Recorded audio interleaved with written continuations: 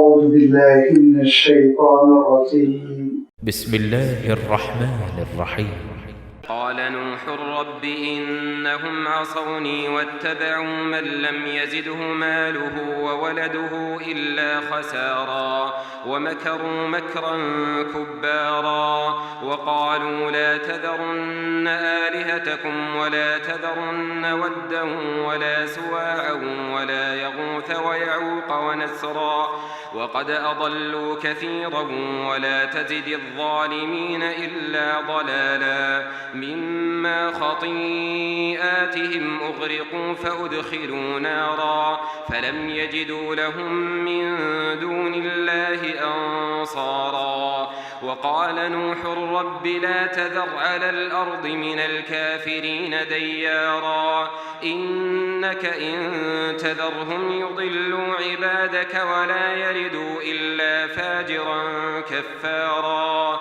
رب اغفر لي ولوالدي ولمن دخل بيتي مؤمنا وللمؤمنين والمؤمنات ولا تزد الظالمين إلا تبارا. صدق الله العظيم. الحمد لله رب العالمين والصلاة والسلام على سيد المرسلين وعلى آله وأصحابه أجمعين أما بعد. سورۃ النوح کا یہ دوسرا رکوع ہے جس کی بھی آپ کے سامنے تلاوت کی گئی. جملہ 8 آیات پر مشتمل اس رکوع کا آغاز ہو رہا ہے آیت نمبر 21 سے، اور یہ سورت اور یہ رکوع دونوں ختم ہو رہے ہیں آیت نمبر 28 پر. اس رکوع میں بھی حضرت نوح علیہ السلام کا قصہ ہی ہے جیسا کہ پچھلے رکوع میں تھا، ایک بین فرق کے ساتھ، ایک واضح فرق کے ساتھ. پچھلے رکوع میں حضرت نوح علیہ السلام کی دعوت کا تذکرہ تھا، آپ کی محنت کا تذکرہ تھا. اس رکوع میں حضرت نوح علیہ السلام نے جو حجت ختم کر دی اور اللہ تعالیٰ کے دربار میں منکروں سے جو برات کا اظہار کیا اور اس کا جو نتیجہ برآمد ہوا وہ تذکرہ آ رہا ہے. پچھلے رکوع میں اللہ تعالیٰ نے حضرت نوح علیہ السلام کی دعوت کا تذکرہ کیا کہ بے شک ہم نے نوح کو رسول بنا کر بھیجا ان کی قوم کی جانب، اور حضرت نوح علیہ السلام نے اللہ تعالیٰ کے دین کی جانب جو دعوت دی تو 3 نکاتی ایجنڈا تھا. یہ وہ 3 پوائنٹس ہیں، یہ وہ 3 نکتے ہیں، یہ دین کی وہ 3 حقیقتیں ہیں جو سارے نبیوں کا لب لباب ان کی دعوتوں کا خلاصہ رہا ہے. پہلی بات تو یہ کہ اللہ کے سوا کسی کی عبادت نہ ہو، توحید کی دعوت، اللہ تعالیٰ کی الوہیت کے اعتراف کی دعوت، اور دوسری دعوت یہ کہ اس کا تقویٰ، وَاتَّقُوهُ، حرام چیزوں سے اجتناب، اللہ کی نافرمانی سے پرہیز. یہ ہے تقویٰ. جب ایک انسان اللہ تعالیٰ کی نافرمانی سے احتیاط برتتا ہے تو پھر وہ اللہ کے غضب سے بھی سیف ہو جاتا ہے، محفوظ ہو جاتا ہے. دوسرا یہ حضرت نوح علیہ السلام نے مطالبہ کیا، اللہ کی عبادت کرو اور اس کا تقویٰ اختیار کرو. تیسری بات یہ کہ میری اطاعت کرو، میری فرمانبرداری کرو. ہر رسول کا یہ مطالبہ رہا، اور رسول کے بھیجے جانے کا مقصد ہی اللہ تعالیٰ نے کتاب اللہ میں بیان فرمایا کہ ان کی اطاعت ہو. جتنے رسول آئے ان سب کی رسالت کا تقاضا یہی تھا کہ رسول کی اطاعت ہو، رسول کی فرمانبرداری ہو، ان کے نقش قدم پر لوگ چلے. اور یہی شریعت ہے، یہی صراط مستقیم ہے، یہی دین ہے، یہی اسلام ہے. حضرت نوح علیہ السلام نے یہ دعوت پیش فرمائی. شروع میں حضرت نوح علیہ السلام نے لوگوں کو نجی مجلسوں میں سمجھایا، شور میں زیادہ شور نہیں ہوا، کہیں کہیں لوگوں نے بات سنی، کہیں کہیں لوگوں نے بات نہیں سنی، لیکن جب حضرت نوح علیہ السلام کے ہاتھوں ایک گروہ اسلام قبول کر گیا اور مسلمانوں کی جماعت تیار ہو گئی تو مخالفتیں بڑھتی چلی گئی۔ اللہ تعالیٰ نے حضرت نوح علیہ السلام اور آپ کی دعوت اور آپ کی دعاؤں کا تذکرہ قرآن مجید میں متعدد مقامات پر فرمایا۔ اگر اس کے لیے میں عرض کروں کہ 20 مقامات ہیں جس میں کہ حضرت نوح علیہ السلام کی دعوت کا تذکرہ ہے، آپ کا تذکرہ، آپ کی شخصیت کا، تو 20 مقامات ہے۔ اگر میں یہ کہوں تو مبالغہ نہیں ہوگا، یہ غلط بیانی نہیں ہوگی، لیکن بڑی تفصیل اللہ تعالیٰ نے سورہ ہود میں بیان فرمائی، بہت تفصیل سے سارے حالات کا تذکرہ فرمایا کہ حضرت نوح علیہ السلام جب محنت کرتے رہے اور جس کے بارے میں خود حضرت نوح علیہ السلام نے کہا کہ میں نے ان کو نجی مجلسوں میں بلایا، میں نے ان کو ان کے جلسوں میں خطاب کیا، میں نے ان کی گیدرنگ میں ان کو سمجھایا، میں نے ان کو شب و روز سمجھایا، ثم انی اعلنت لهم واسررت لهم اسرارا، جب جب موقع ملا میں سمجھاتا رہا، ثم انی دعوتهم جہارا، کھلا میں نے دعوت پیش کی، علی الاعلان میں نے دعوت پیش کی، لیکن اے اللہ نتیجہ کیا ہے؟ بس نتیجہ مخالفت، بات ہی نہیں سنتے ہیں۔ یہاں تک کہ ان لوگوں نے حضرت نوح علیہ السلام سے یہ کہا کہ ہم آپ کی بات اس لیے نہیں سنتے کہ جن لوگوں نے اسلام قبول کیا ہے، آپ کے ہاتھوں بیعت کر لیا اور آپ کی صحبت میں بیٹھتے ہیں، وہ ہمارے ملازمین ہیں، نچلے درجے کے لوگ ہیں، لیبر کلاس لوگ ہیں۔ حضرت نوح علیہ السلام نے کہا اگر محنت کرنا عیب ہے اور محنت کر کے عقل حلال تک پہنچنا، عقل حلال کے لیے جدوجہد کرنا عیب ہے، تو ہو سکتا ہے تمہاری شریعت میں عیب ہو، میری شریعت میں کوئی عیب نہیں۔ لن تزدری الذین تزدری اعینکم لن یؤتیہم اللہ خیرا، جن کو تمہاری آنکھیں حقیر قرار دے رہی ہیں وہ اللہ کے فضل سے محروم نہیں ہے، اللہ نے ان کو فضل عنایت فرمایا۔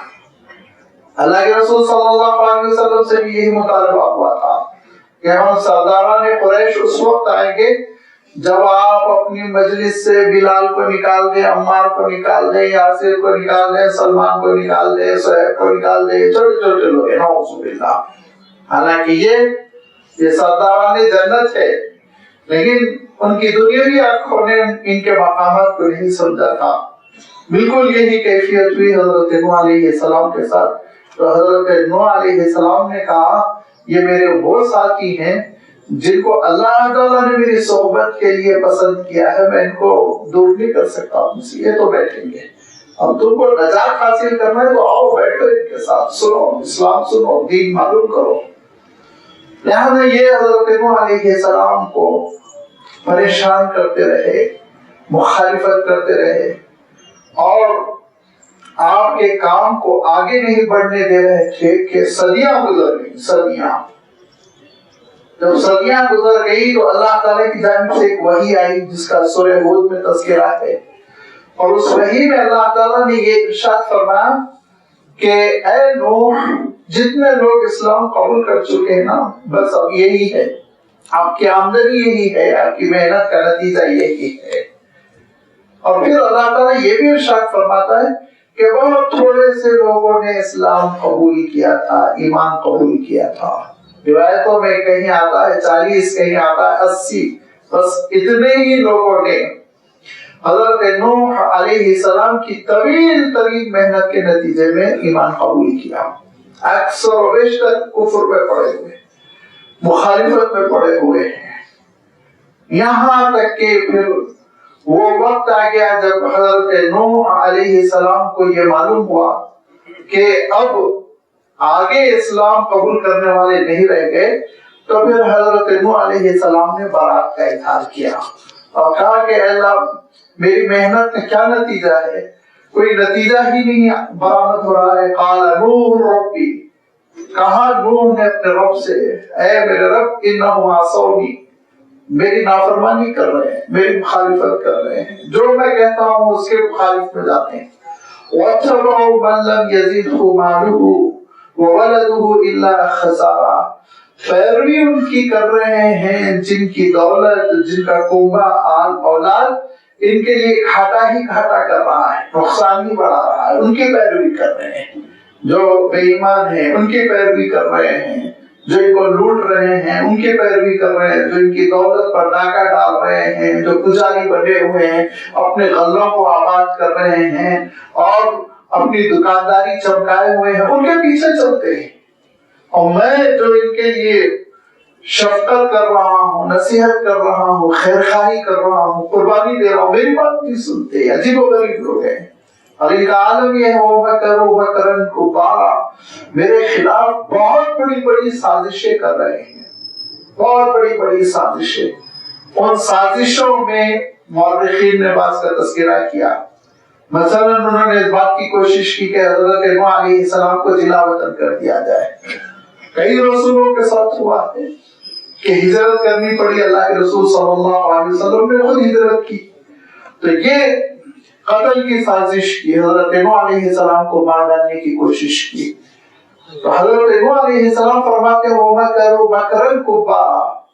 لیکن امام ابن کثیر رحمۃ اللہ علیہ فرماتے ہیں سب سے بڑی جو ان کی مکاری اور جو سب سے بڑی سازش تھی وہ یہ تھی کہ حضرت نوح علیہ السلام کے خلاف جو انہوں نے پروپیگنڈا تیار کیا تھا اس کی بنیاد ایک ہی تھی، اور وہ یہ کہتے تھے کہ اگر نوح اللہ کے رسول ہے، اللہ کے نبی ہیں، اللہ کے چہیتے بندے ہیں، تو ان کے پاس ہماری طرح دولت کیوں نہیں ہے؟ دولت کی فراوانی کیوں نہیں ہے؟ محل ہمارے ہیں، کالونیز ہماری ہیں، دولت ہماری ہے، ریل پیل ہماری ہے، تجارت ہماری ہے، اور ادھر دیکھو فقر و فاقے ہیں، پریشانیاں ہیں.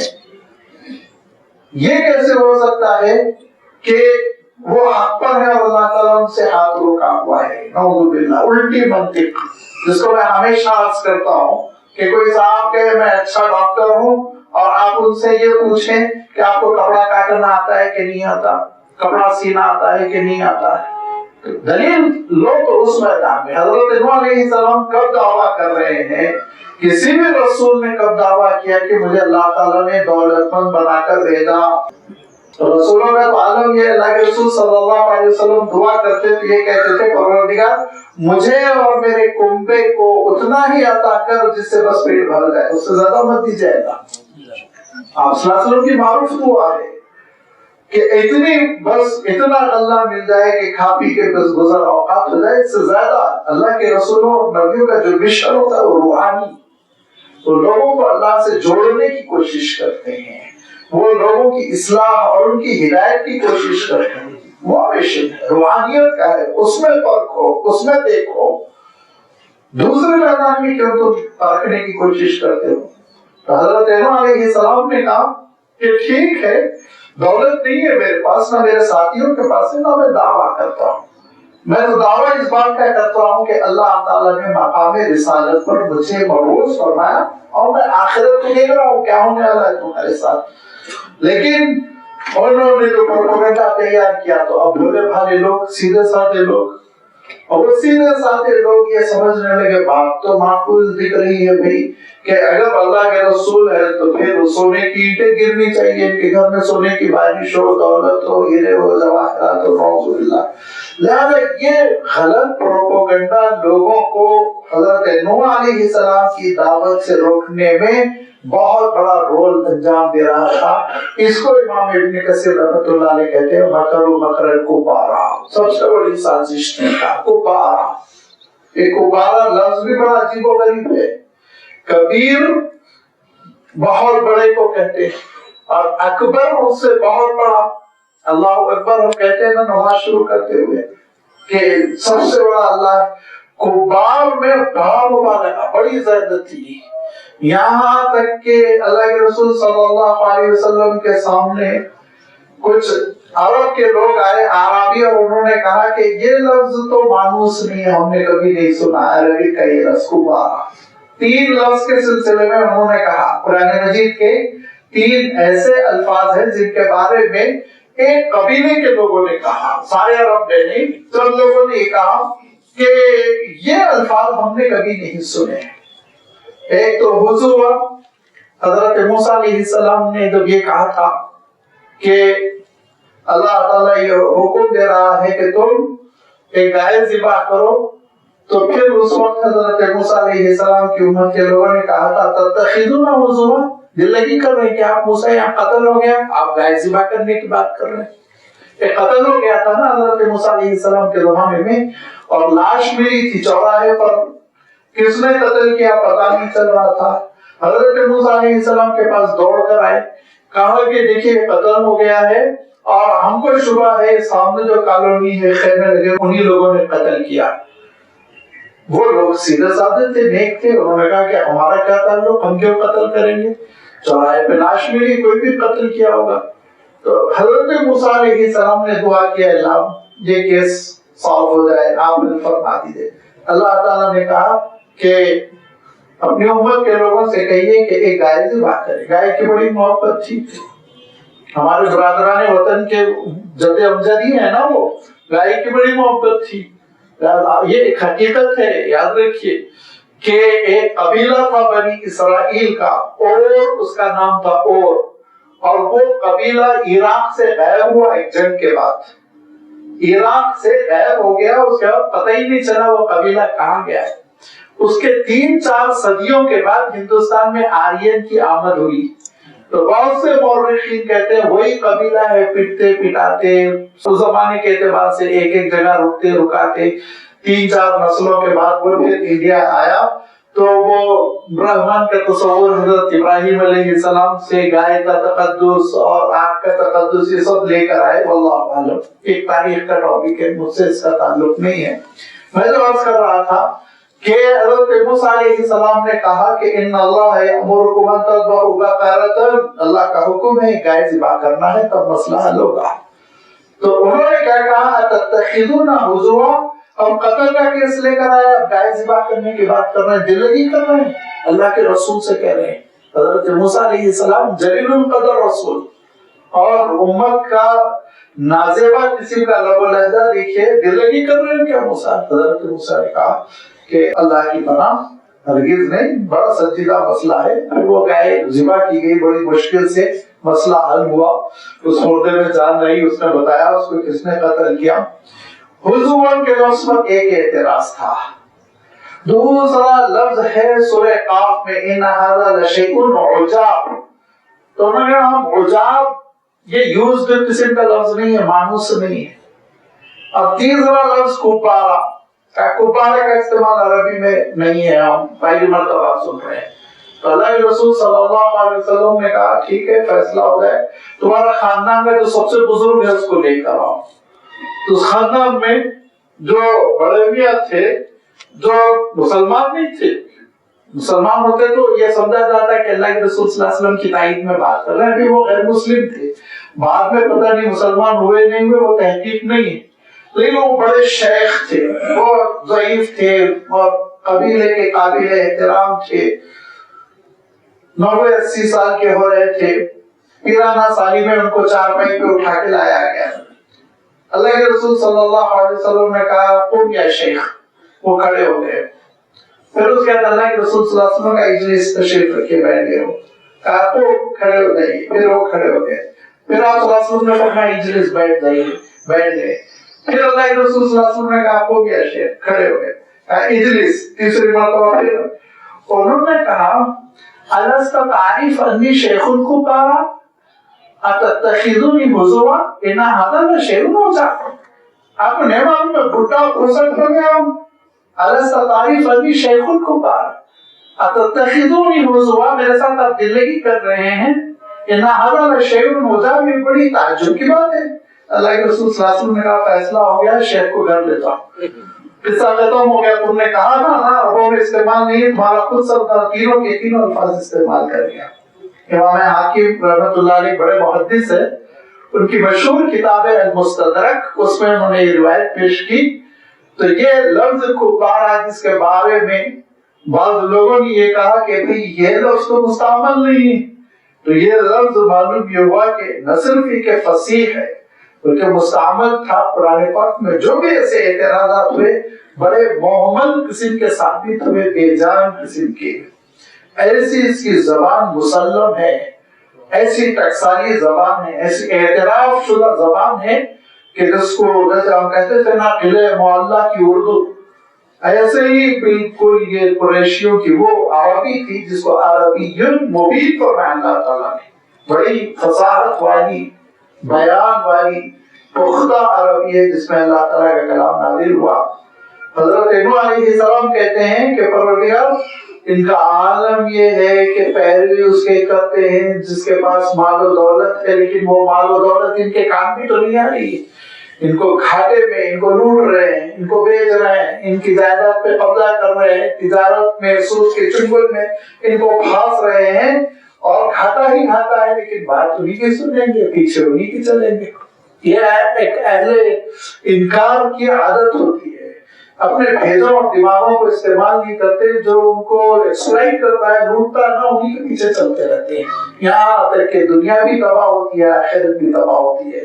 وَمَكَرُوا مَكْرًا كُبَّارًا، انہوں نے زبردست قسم کی سازش کی اور یہ کہا کہ اپنے آبائی دین کو نہ چھوڑنا، اپنے پرانے مذہب کو نہ چھوڑنا۔ وَقَالُوا لَا تَذَرُنَّ آلِهَتَكُمْ، اپنے خداؤں کا ہرگز نہ چھوڑو، ہرگز نہ چھوڑو، کچھ بھی ہو جاؤ خداؤں کو نہ چھوڑو، تمہارے سپورٹ کی ضرورت ہے، ورنہ یہ خدا زندہ بھی نہیں رہیں گے، زمین سے غائب ہو جائیں گے۔ وَلَا تَذَرُنَّ وَدًّا، وَدّا ایک ان کے بت کا نام تھا، وَلَا سُوَاعًا، سُواع دوسرے بت کا نام تھا، وَلَا یغوث تیسرے بت کا نام یغوث، وَیعوق کا چوتھا بت یعوق، وَنَصْرَ پانچواں بت نصر۔ مفسرین نے لکھا کہ ودا تو مرد تھے، جینٹس، سوان وہ کسی لیڈی کا بت تھا، خاتون تھی۔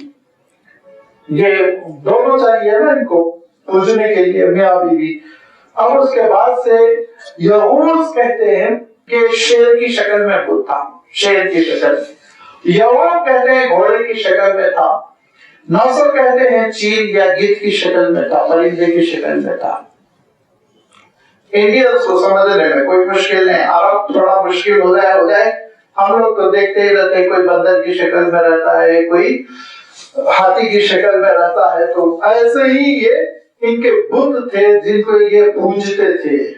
اور جب حضرت نوح علیہ السلام نے توحید کی دعوت دی تو سرداران قوم نے کہا نہیں، ان بتوں کو نہیں چھوڑنا ہے، ایک کو پکڑے رہنا ہے، ان کی بڑی بڑی مندریں بنانا ہے، ان کو چھوڑ دو گے تو پھر مصیبت ہو جائے گی، کوئی چیز تمہاری، کوئی کلچر، مذہب، سیاست، حکومت باقی نہیں رہ جائے گی۔ وَقَدْ أَضَلُّوا كَثِيرًا، ان سرداروں نے خوب گمراہ کیا تھا، اور بعض مفسرین نے کہا ان بتوں نے خوب گمراہ کر دیا۔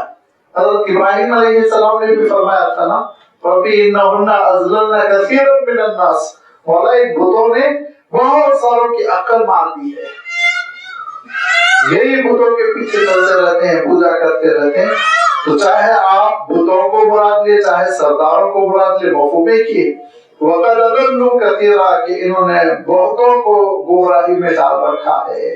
وَلَا تَزِدِ الظَّالِمِينَ إِلَّا ضَلَالًا، ان کا عالم یہ ہے کہ گمراہی پہ گمراہی بڑھتی چلی جا رہی ہے، اور کسی قسم کی رمق باقی نہیں ان کے اندر، ہدایت کی توقع باقی نہیں ہے۔ اور میں عرض کر چکا ہوں کہ خود اللہ تعالیٰ نے ارشاد فرما دیا تھا کہ انہ لا یؤمن، اب ان کے بعد کوئی بھی آپ پہ ایمان قبول کرنے والا نہیں، یہ ہو گیا جو آگے اسلام میں حجت تمام ہو چکی۔ حضرت نوح علیہ السلام مایوس ہو چکے تھے، یہاں تک کہ پھر ان کا عالم یہ ہوا کہ حضرت نوح علیہ السلام کے ساتھ گستاخی کرنے لگے، اتنی گستاخی کہ روایتوں میں آتا ہے، امام ابن جعفر طبری رحمۃ اللہ علیہ بھی روایت بیان کرتے ہیں کہ ایک شخص اپنے بچے کو اپنے کاندھے پر لے کر چل رہا تھا، اور حضرت نوح علیہ السلام کے سامنے سے گزرا تو اس نے بچے کو یہ کہا کہ دیکھو بیٹا،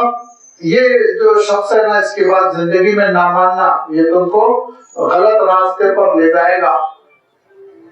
اس کے بعد اپنے کاندھے سے اس بچے کو اتارا اور اس بچے کے ہاتھ میں پتھر دیا اور وہ پتھر اس لڑکے نے حضرت نوح علیہ السلام کے چہرے پہ دے مارا جس سے آپ کے چہرے مبارک سے خون نکلا. تب حضرت نوح علیہ السلام نے اللہ تعالیٰ کے دربار میں عرض کیا وہ جو آ رہا ہے آگے جس کا اللہ تعالیٰ تذکرہ فرما رہا ہے، لیکن اس سے پہلے اللہ تعالیٰ نے ان کے انجام کی جانب اشارہ کر دیا. مما خطیئاتہم اغرقوا، اپنی خطا کاریوں کی وجہ سے غرق کیے گئے. فادخلوا نارا، آگ میں داخل کر دیے گئے. فلم یجدوا لهم من دون اللہ انصارا، تو اللہ سے ہٹ کر کوئی ان کا مددگار نہیں رہا.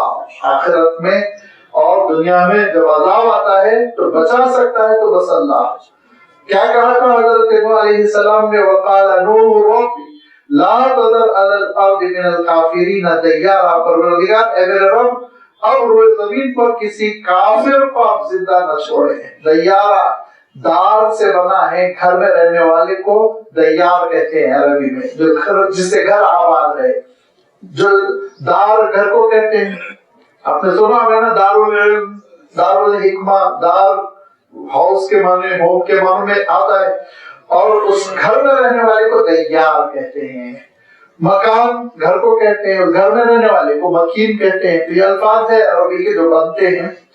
لہذا یہ عرض کیا حضرت نوح علیہ السلام نے مولا کے دربار میں، وقال نوح رب لا تذر، اے میرے رب آپ نہ چھوڑے روئے زمین پر من الکافرین، ان کافروں میں سے دیارا، کسی کو بھی گھروں میں زندہ تھا کو آپ ختم کر دیجئے. بہت تکلیف ہوئی تھی حضرت نوح علیہ السلام کو، بڑا صدمہ پہنچا تھا.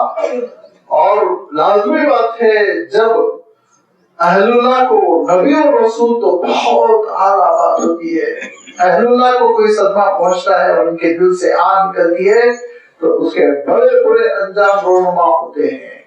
اسی لیے تو اس بات سے روکا گیا ہے کہ اہل ایمان کو بھی ایذا نہ پہنچاؤ، اور بالخصوص جو اہل صلاح ہوتے ہیں، اہل تقوی ہوتے ہیں اور اللہ کے نیک دیندار بندے ہوتے ہیں جو اپنے کام سے کام رکھتے ہیں، کسی کو ستاتے نہیں، بھلائی کی دعوت دیتے ہیں، بھلائی کے کام کرتے رہتے ہیں، ان کو تو ہرگز نہیں ستانا چاہیے. ان کی ایذا سے تو بہت احتیاط کرنی چاہیے، بہت احتیاط کرنی چاہیے. ان کو ایذا پہنچانے سے بس تباہی ہی تباہی ہاتھ آتی ہے. حضرت سعید بن زید رضی اللہ تعالیٰ عنہ ایک صحابی تھے، اور ان کا ایک پلاٹ تھا، کھیت تھا، اور ان کے کھیت سے لگا ہوا ایک صاحبہ کا کھیت تھا. اب وہ صاحبہ جو ہے مروان کے پاس جاتی ہے، حضور کے بعد کا زمانہ ہے، اموی دور ہے، اور مروان حاکم گورنر کے پاس جا کر یہ کہتی ہیں کہ انہوں میرے پلاٹ میں گھس آئے، یہ صاحب میرے پلاٹ میں گھس آئے، میرے کھیت میں گھس آئے. تو مروان نے بلایا حضرت سعید کو، ضعیف بھی تھے، صحابی ہیں، اللہ والے ہیں، ان کو برا لگا کہ عدالت میں جانا، لیکن تشریف لائے. تو مروان نے کہا کہ ان خاتون کا آپ پر الزام ہے کہ آپ ان کے پلاٹ میں گھس آئے، ان کی زمین میں آپ گھس آئے. تو حضرت سعید بجائے اس کے کوئی دلیل دیتے، انہوں نے یہ کہا کہ یہ کیسے ممکن ہو سکتا ہے کہ ان کانوں نے اللہ کے رسول سے سنا تھا جو ایک گز زمین پر قبضہ کرتا ہے تو اللہ تعالیٰ اس کو ساتوں زمین کے اندر دھسا دے گا، میں کیوں کسی کی زمین لینے لگا. تو مروان نے کہا کہ میں سمجھتا ہوں، معافی چاہتا ہوں، لیکن ایک کیس تھا اس لیے مجھے بلانا پڑا، آپ تشریف لے جائیے. کہا نہیں، میں وہ پلاٹ چھوڑ رہا ہوں، ان خاتون کے حق میں چھوڑ رہا ہوں، میں کیس ہو گیا ختم، میں وہ حصہ چھوڑ رہا ہوں، لیکن اسی پلاٹ میں اس بڑھیا کی خبر بنے گی، اسی پلاٹ میں اس خاتون کی خبر بنے گی. حضرت سعید کی تو وفات ہو گئی طبعی طور پر، اور یہ خاتون کی بینائی چلی گئی، بینائی چلی گئی، اور اپنے اس کھیت میں، زمین کے اس ٹکڑے میں ٹٹول ٹٹول کے چلتی تھی، گھومتی رہتی تھی، اور یہ کہتی تھی مجھے سعید کی بدوا لگی، مجھے سعید کی بدوا لگی، یہاں تک کہ کئی دن نظر نہیں آئی. اب محلہ والوں نے تلاش کیا تو معلوم ہے کنویں میں گر گئی، قبر بن گئی، ان کی قصہ ختم ہو گیا کنویں میں. لہٰذا اہل اللہ کی آج ہے نا وہ بہت تکلیف پہنچاتی ہے انسان. اور حضرت سعد بن ابی وقاص رضی اللہ تعالیٰ عنہ کا واقعہ تو عجیب و غریب ہے. عشر مبشرہ میں سے حضرت سعد حضرت سعد رضی اللہ تعالیٰ عنہ ایک ایسے صحابی ہیں کہ غزوہ احد میں جب مشرکین کی جانب سے تیروں کی بارش ہو رہی تھی تو حضرت سعد جواب میں زبردست نشانے لگا لگا کے تیر چلا رہے تھے. اس موقع پہ اللہ کے رسول صلی اللہ علیہ وسلم نے ایک تاریخی جملہ ارشاد فرمایا جو حضرت سعد ابن ابی وقاص کے لیے اور کسی کے لیے نہیں. فرمایا تھا ارمی یا سعد فدا کا ابی و امی، سعد خود تیر چلاؤ، میرے ماں باپ تم پر قربان. فدا کا ابی و امی، اتنا بڑا اعزاز تھا حضرت سعد. اشرف البشرہ میں سے بہت اونچا درجہ ہے.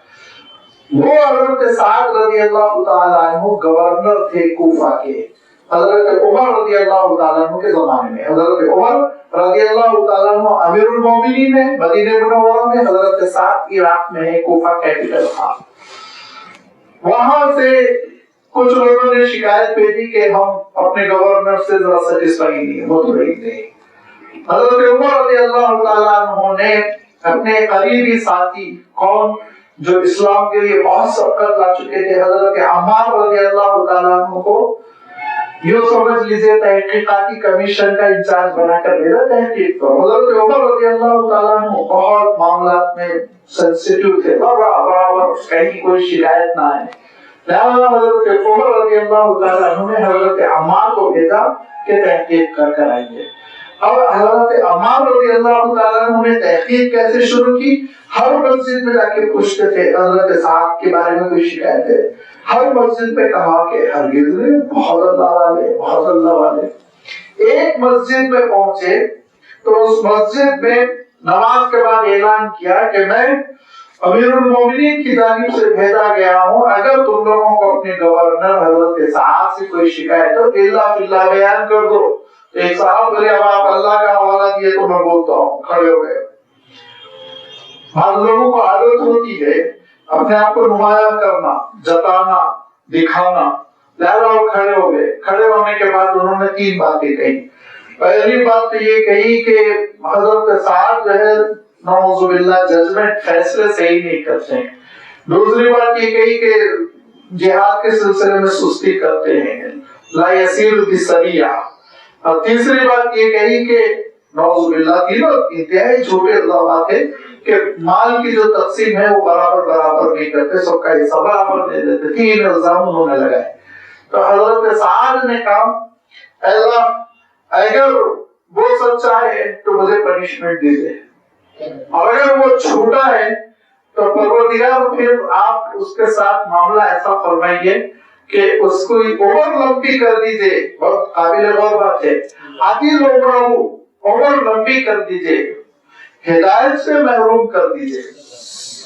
اس کے بعد کیا ہوا آپ جانتے ہیں؟ وہ صاحب بہت لمبی عمر ہوئی، بہت ضعیف ہوئی، سڑک پہ فٹ پاتھ پہ بیٹھے رہتے تھے اور ہدایت سے ایسے محروم ہو گئے کہ مارے ضعیفی کی وجہ سے ان کی آنکھیں نہیں کھلتی تو اسے پلک اٹھا کے دیکھتے تھے، ہاتھ سے پلک اٹھاتے تھے اور گزرنے والی خواتین کو چھیڑتے رہتے تھے سڑک پہ بیٹھ کے. ہدایت سے ایسے محروم ہو گئے.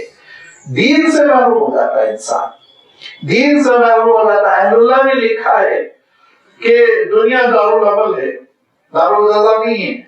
لیکن بعض گناہ ایسے ہیں جن کا بدلہ دنیا سے ہی شروع ہو جاتا ہے. ان میں کہا کہ حقوق الوالدین، والدین کے ساتھ بدسلوکی، اس کا بدلہ دنیا ہی سے شروع ہو جاتا ہے، بے برکتی. اسی میں کہا کہ اہل اللہ کو پریشان کرنا. میں سیریس کر رہا ہوں، بیٹھے بٹھائے لوگ فتنے کھڑے کر دیتے ہیں، بیٹھے بٹھائے لوگ مسائل کھڑے کر دیتے ہیں. کسی امام کے پیچھے شروع کر دیا مسئلہ، کسی مؤذن کے خلاف چل رہی ہے مہم، کسی عالم کے خلاف مہم چل رہی ہے.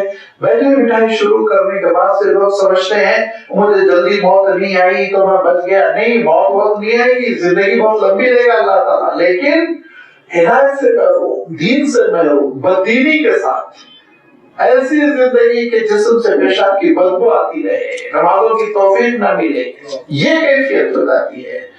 لہذا میں یاد کر رہا تھا کہ حضرت نوح علیہ السلام کو جو تکلیف پہنچائی تو اب حضرت نوح علیہ السلام کے دل سے ایک آہ نکلی، اور اس آہ کا نتیجہ یہ ہوا کہ اللہ تعالیٰ ارشاد فرماتا ہے کہ پھر ایک زبردست قسم کا سیلاب آیا.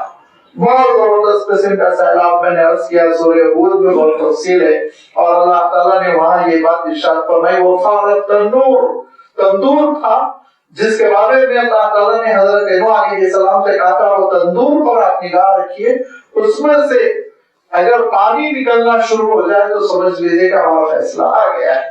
لہٰذا اچانک لوگوں نے اطلاع دی کہ تندور سے پانی ابل رہا ہے، تندور سے پانی نکل رہا ہے۔ تو حضرت نوح علیہ السلام نے جو ایک کشتی تیار کر رکھی تھی وہ کہ اللہ کے حکم سے اللہ تعالیٰ نے حکم کیا تھا ایک زبردست کشتی تیار کر لی تھی، وہ کشتی تیار تھی اور اس کشتی کے لیے ایک ٹکٹ تھا، جس کے پاس وہ ٹکٹ ہے وہ کشتی میں چل سکتا تھا، وہ ٹکٹ تھا ایمان۔ جس کے پاس ایمان ہے وہی کشتی میں سوار ہو سکتا تھا، لہذا سارے ایمان والوں کو سوار کیا، اور اس کے بعد دھیرے دھیرے دھیرے دھیرے اللہ تعالیٰ ارشاد فرماتا ہے کہ کشتی وہی تجری بہم فی الموج کالجبال، پہاڑ کی طرح موجوں میں وہ کشتی چل رہی تھی، اور ایک ایک کر کے لوگ تباہ ہوتے چلے گئے۔ کیوں کہ حضرت نوح علیہ السلام نے یہ کہہ دیا تھا نا کہ وقال نوح رب لا تذر علی الارض من الکافرین دیارا، مولا روئے زمین میں کسی کافر کو زندہ اپنا چھوڑیں، لہذا اللہ کا فیصلہ آنے والا تھا۔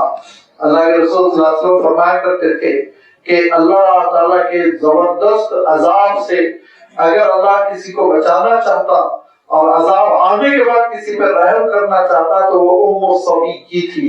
یہ ام الصبی کون تھی؟ ایک عورت تھی، اور اس کو حضرت نوح علیہ السلام نے کہا کہ تمہاری گود میں یہ چھوٹا سا بچہ ہے 1.5 سال کا، اسلام قبول کر لو، کشتی میں آ جاؤ، شرط پوری کرو، کشتی میں آ جاؤ۔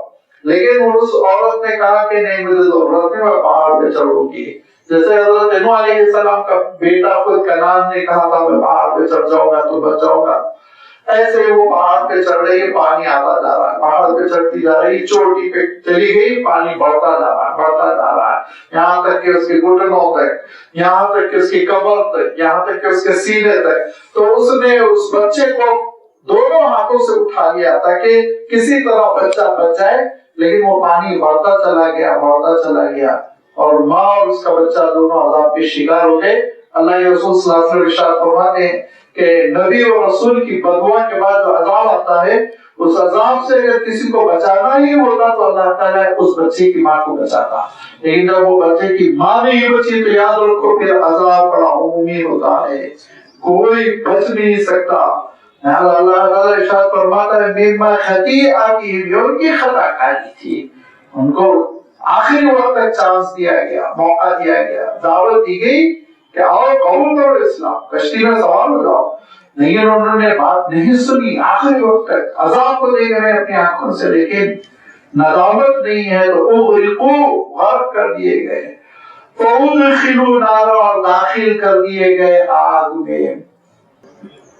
بہت عجیب و غریب آیت ہے، بہت سارے آپ میں سے ہمارے اچھے نیک ساتھی جانتے بھی نہیں ہوں گے، میں اشاروں میں کہتا ہوں جو لوگ جانتے نہیں ان کو غلط بات کیوں میں بتاؤں کہ بہت سے لوگ جو ہے 30 مارکہ بنے ہوئے ہیں اور پھر وہ عالم برزخ کا انکار کرتے ہیں اور یہ سمجھتے ہیں کہ قرآن مجید میں تذکرہ نہیں ہے۔ دسیوں مقامات میں قرآن مجید میں تذکرہ ہے، تم کو عربی نہیں آتی، عربی ہی نہیں آتی تو تم کیا سمجھو گے اللہ تعالیٰ کی کلام کو؟ 1.5 ترجمہ پڑھ کر قرآن مجید کو نہیں سمجھ سکتے، تو زندگی لگانی ہوگی۔ اب آپ دیکھیے یہاں اللہ تعالیٰ کیا فرما رہا ہے، اغرقوا، غرق کر دیے گئے، اور کسی بھی عربی دان سے پوچھیے آپ لوگ، اور عربی دان کی بھی ضرورت نہیں، طالب علم سے پوچھیے جو عربی کے 3.-4 درجے کا ہے، فادخلوا نارا، اور وہ داخل کر دیے گئے آگ میں، آگ میں داخل کر دیے گئے، فعل ماضی ہے، فعل ماضی مجھول کا صیغہ ہے نہیں، گردان یاد ہے نا، فادخلوا نارا، وہ داخل کر دیے گئے آگ میں، عذاب قبر شروع ہو گیا ہے، برزخ کی زندگی شروع ہو چکی ہے۔ عذاب قبر اور برزخ کا انکار کرنے والا قرآن مجید کا انکار کرنے والا ہے، یاد رکھیے، اور جو قرآن مجید کا انکار کر رہا ہے وہ مسلمان نہیں ہے، وہ مسلمان نہیں ہے۔ جو عذاب قبر کا انکار کر رہا ہے اسلام پر نہیں ہے، مسئلہ بہت بنیادی ہے، ہلکا پھلکا نہیں ہے۔ لہذا مفکر بن کر تفسیریں کرنے سے پہلے طالب علم بنو، پہلے ڈاکٹر بن کے علاج کرو گے نہیں، پہلے طالب علم بن کر سیکھو گے، सोचने की चीज है कि खुद को अरबी नहीं आती, दो लफ्ज अरबी के नहीं जानते, तफसीर कुरान पाक पे बड़े बेमाक कर रहे हैं। नौजुबिल्लाह। अल्लाह ताला इरशाद फरमाता है कि मिम्मा खतियातिहिम उगरिकू फउदखिलू नारा, और वो आग में दाखिल कर दिए गए। फिरौन के बारे में भी आया, आग में उनको रोजाना सुबह शाम डाला जाता है। फिरौन के सिलसिले में भी आया, और आम इंसानों के सिलसिले में भी अल्लाह ताला इरशाद फरमाता है कि इंसान लापरवाही के साथ जिंदगी बसर करता रहता है, ये समझता है उम्र बड़ी तवील है, कोई मसला नहीं है, भी बहुत उम्र बाकी, एंजॉय करो। यहाँ तक कि अचानक मौत के फरिश्ते रोनुमा होते हैं, चार्ज लेने लगते हैं, रूह को कब्ज करने लगते हैं, तो वो पैर रगड़ते हुए ये कहता है रब्बी इरजिऊनी लअल्ली अअमलु सालिहन फीमा तरक्तु, थोड़ी मोहलत दे दो, 6 महीने दे दो, सब सफा कर दूंगा ठीक ठाक, आखिरत के मसाइल हल कर लूंगा। कल्ला इन्नहा कलिमतुन हुवा क़ाइलुहा, हरगिज नहीं, ये मौसूफ बकवास कर रहे हैं, क्योंकि इनको अगर मोहलत दी जाए और ये मौत का वक्त भुला दिया जाए तो फिर पिछली जिंदगी गुजारेंगे लापरवाही की, और अगर इनको मोहलत दी जाए और ये जो फरिश्ते नजर आए ये इनको याद रहे तो नेक आमाल खाना हजम नहीं होगा, हजम से पानी नहीं उतरेगा। ये मंजर देख चुके हैं, घबराहट रहेगी, लिहाजा मोहलत का फायदा निकल रहा। इन्नहा कलिमतुन हुवा क़ाइलुहा मिन वराइहिम बरज़ख़ुन इला यौमि युबअसून। अब बरज़ख है कब तक? क़यामत तक के लिए। ये है बरज़ख की जिंदगी। इसी बरज़ख की जिंदगी को अल्लाह के रसूल सल्लल्लाहु अलैहि वसल्लम ने हदीस में वज़ाहत फरमाई, तफसील फरमाई, और कितनी कसरत से हदीसें हैं अज़ाब क़ब्र के सिलसिले में। उसमें एक हदीस तो इतनी अहम है, रोंगटे खड़े हो जाते हैं। काबिल गौर है कि हज़रत साद बिन माज़ रज़ियल्लाहु तआला अन्हु, जो अंसारी सहाबी थे, बड़ा ऊंचा मकाम था उनका सहाबा में, और अंसारी सहाबा मदीने मुनव्वरा के रहने वालों में, यहाँ तक कि वो यहूदियों में बहुत मकबूल थे, और यहूदियों में वो महबूब थे। हरदिल अजीज जिसको कहते हैं, वो कैफियत थी। वो हज़रत साद रज़ियल्लाहु तआला अन्हु जख्मी हो गए थे ग़ज़वा खंदक में। हिजरत का 5वां साल है, चारों तरफ से घेर लिया था मक्के के लोगों ने, खंदक खोदी गई थी, एक तीर उन्होंने चलाई थी और हज़रत साद के इस रग में जाके लग गई थी और खून नहीं रुक रहा था। अल्लाह के रसूल सल्लल्लाहु अलैहि वसल्लम ने मस्जिद नबवी में खेमा लगा दिया, और उस खेमे में हज़रत मास को रखा, तीमारदारी, इलाज, मुआलजे के लिए लोगों को मुकर्रर किया, क्योंकि बड़ी कीमती जान थी। अब हज़रत साद रज़ियल्लाहु तआला अन्हु मस्जिद नबवी में है, यहाँ तक के मुशरिकीन मक्का वापस चले गए। वो ठंडी हवाएं चली, वो बड़ी तफसील है। अल्लाह के रसूल सल्लल्लाहु अलैहि वसल्लम और तमाम सहाबा घर तशरीफ ले आए, और इससे पहले के जंग के लिबास को उतार देते हज़रत जिब्राइल आए, और अल्लाह के रसूल सल्लल्लाहु अलैहि वसल्लम से कहा कि आप जंग का लिबास उतार रहे हैं, फरिश्तों को तो उतारने का हुक्म नहीं है। तो आप सल्लल्लाहु अलैहि वसल्लम ने पूछा कि फिर मंशा क्या है, अल्लाह ताला का क्या हुक्म है? कहा अल्लाह का हुक्म यह है कि जिन यहूदियों ने दावत दी थी, बनी कुरैज़ा के जो लोगों ने दावत दी थी, उस किले को खाली करवा दिया जाए, उनकी छुट्टी करवाई जाए, क्योंकि उन मुनाफिकों ने मक्के के मुशरिकों को दावत देकर मदीने में हमला करवाया था, जबकि अल्लाह के रसूल सल्लल्लाहु अलैहि वसल्लम से एग्रीमेंट किया था, रिटर्न लेके, कि हम आपके साथ रहेंगे, आपके हमला कोई करेगा तो हम साथ देंगे, लेकिन धोखा दिया था। तो हजरत जिब्राइल ने कहा कि बनी कुरैज़ा के सिलसिले में अल्लाह का हुक्म है कि मदीने से उनको भगा दिया, खाली करवा दिया जाए, आप उनकी जान को सब्र करें। तो अल्लाह के रसूल सल्लल्लाहु अलैहि वसल्लम आप तशरीफ ले गए। जब अल्लाह के रसूल सल्लल्लाहु अलैहि वसल्लम सहाबा के साथ आ गए, घेर लिया उनके किले को, तो घबरा गए। पहले तो अंदर से बंद कर लिया चारों तरफ से, फिर धीरे धीरे उनको महसूस हुआ मुकाबला नहीं कर सकते, तो उन्होंने अल्लाह के रसूल सल्लल्लाहु अलैहि वसल्लम से ये पैगाम भिजवाया कि कुछ मुआहदा कर लेंगे, हम लोग कुछ एग्रीमेंट कर लेंगे, आगे चल के उसी की पाबंदी करेंगे, आप अपने किसी नुमाइंदे को भेजिए। तो अल्लाह के रसूल ने फरमाया जिसको तुम कहो मैं उसको भेज देता हूँ। तो ये सोच करके हजरत साद से बहुत पुरानी दोस्ती है, इस्लाम से पहले से हमारे रवाबित है, ये रवाबित अच्छे हैं, तो हजरत साद भी मास हमारी रियायत करेंगे, कहा मास साद भी मास को भेजिए। अल्लाह के रसूल ने वो जख्मी है, मस्जिद में है, आए भी नहीं, कहा वो वही अच्छे है, जज अच्छे होंगे, वही सफीर वही अच्छे होंगे। اللہ کے رسول نے کہا بھائی ایک بار پوچھ لو سعد سے وہ اس پوزیشن میں بھی ہے کہ نہیں ہے کہ آئیں اندر جائیں. تو حضرت سعد کو جب اطلاع ملی تو حضرت سعد نے کہا کہ میرے دل میں ایک کانٹا تھا کہ میں اس وقت تک نہ مروں جب تک کہ مدینہ منورہ کو کافروں سے پاک ہوتا ہوا نہ دیکھ لوں. میں نے کہا میں آ رہا ہوں. اور حضرت سعد کو اٹھایا گیا, لے جایا گیا, اور حضرت کے ساتھ پہنچنے لگے تو اللہ کے رسول صلی اللہ علیہ وسلم یہ فرمایا کرتے تھے, حدیث صحیح ہے, کہ میرے لیے کھڑے نہ ہونا, میں مجلس میں آتا ہوں تو میرے لیے کھڑے نہ ہونا, یہ آپ صلی اللہ علیہ وسلم کا حکم تھا. لیکن حضرت سعد آنے لگے تو کہا قوموا سیدی کو, اپنے سردار کے لیے کھڑے ہو جاؤ.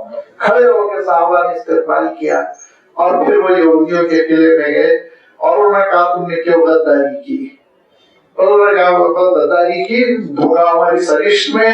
تو حضرت سعد نے کہا کہ میرا فیصلہ یہ ہے کہ تم میں سے جو جنگجو ہیں ان کو مار ڈالا جائے اور تمہارا مال جو ہے بیت المال میں جمع کر دیا جائے اور خواتین بچوں بوڑھوں کو چھوڑ دیا جائے. یہ کہہ کے واپس آ گئے. اللہ کے رسول صلی اللہ علیہ وسلم نے کہا کیا کہا تم نے؟ تو کہا اللہ کے رسول میں نے یہ کہا جو جنگجو ہیں ان کو مار ڈالا جائے سزا میں, اور بوڑھے خواتین بچوں کو چھوڑ دیا جائے, مال بیت المال میں ضبط کر لیا جائے. تو اللہ کے رسول فرماتے ساتھ یہ ساتویں آسمان پہ بھی یہی فیصلہ ہوا ہے. اللہ کے فیصلے کے مطابق تم نے فیصلہ کیا. اس کے بعد حضرت کے ساتھ واپس مسجد نبوی لوٹے کہ زخم پھٹ پڑا اور اتنا خون نکلا کہ وفات ہو گئی.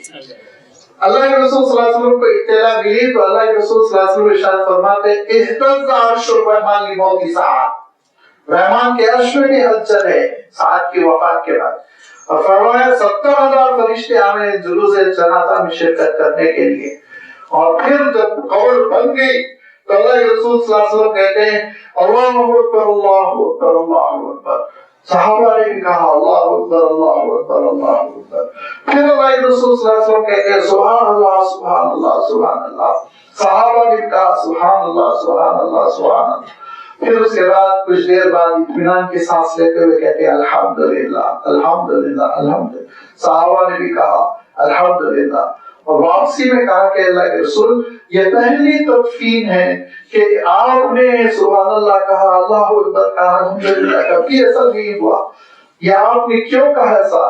تو اللہ کے رسول صلی اللہ علیہ وسلم ارشاد فرماتے ہیں سعد کی تدفین کے بعد فوراً بعد قبر میں دبانا شروع کر دیا تھا تو میں نے اللہ کا ذکر کیا, تسبیح کی, تکبیر کی, اور میری تکبیر تسبیح کی وجہ سے قبر پھر کشادہ ہو گئی. یہ ہے عذاب قبر کہ وہ حضرت سعد جن کی فضیلتوں کا عالم یہ ہے کہ اگر اس کو سنایا جائے تو ایک داستان بن جائے.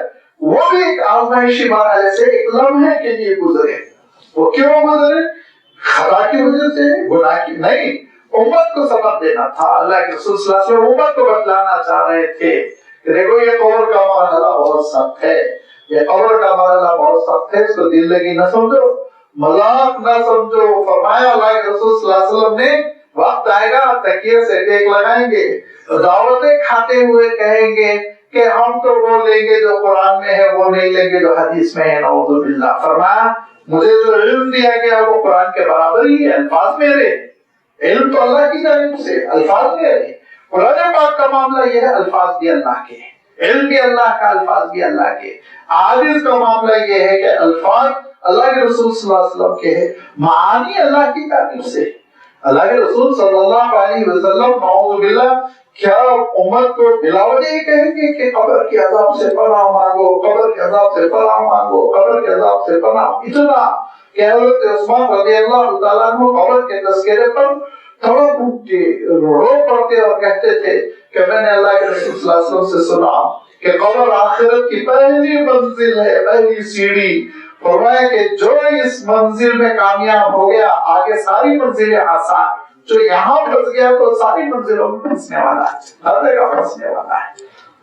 لہذا یہ ایسی اہم چیزیں ہیں عقیدے کی, وہ اہم ترین بنیادیں ہیں جن کے سلسلے میں بغیر علم کے رائے زنی کرنا اپنے ایمان کا سودا کرنا ہے. اللہ تعالیٰ ارشاد فرماتا ہے کہ مما خطیئاتہم اغرقوا, ان کی خطاکاریاں تھی کہ غرق بھی کر دیے گئے, آگ میں بھی داخل کر دیے گئے. فلم یجدوا لہم من دون اللہ انصارا, نہیں ملا ان کو کوئی بھی اللہ سے ہٹ کے مددگار. مددگار ایک ہے تو بس اللہ تعالیٰ. وقال نوح ربی، اور یہ نتیجہ تھا حضرت نوح علیہ السلام کی بددعا کا، جس میں آپ نے فرمایا تھا اے میرے رب لا تذر علی الارض من الکافرین دیارا، روئے زمین پر آپ کسی کافر کو اب جیتا جی نہ چھوڑیں. انک ان تذرہم، اللہ ایک کو بھی چھوڑ دیں گے، یضل عبادک، پھر وہ بندوں کو بگاڑے گا، گمراہ کرے گا. ولا یلد الا فاجرا کفارا، اور نہیں پیدا ہوگا، نہیں جنم دے گا مگر فاجر کو، کافر کو، انکار کرنے والے کو، اور برائی پھیلانے والے کو. لہذا حضرت نوح علیہ السلام کا سفینہ وہ سفینہ نجات بنا، جو جو اس میں تھے ان کو نجات ملی، باقی سب ختم کر دیے گئے. دوبارہ حضرت نوح علیہ السلام کی اس نسل سے دنیا آباد ہوتی چلی گئی، اور پھر اس کے بعد یہ خاندان، یہ کنبے، یہ نسل انسانی پھیلتی چلی گئی. اور بالخصوص 3 صاحبزادوں سے، ایک حضرت سام، ایک حضرت حام، ایک حضرت یافس. کہتے ہیں، اب یہ تاریخ کی باتیں ہیں، یہ حدیث و قرآن کی باتیں نہیں ہیں. مورخین کہتے ہیں کہ حضرت سام سے ہم لوگ سب ہیں ایشین ٹائپ لوگ، گورے کالے ملے جلے جو ہوتے ہیں، اور حضرت حام سے وہ بلیک نسلیں ہیں جو نائجیریا وغیرہ، سوڈان وغیرہ کے ہوتے ہیں، حبشی قسم کے. اور حضرت یافت سے کہتے ہیں وہ چائنیز، یورپین گورے لوگ ہیں، وائٹس ہیں. یہ 3 نسلیں الگ الگ انسانوں کی چل پڑی، واللہ اعلم.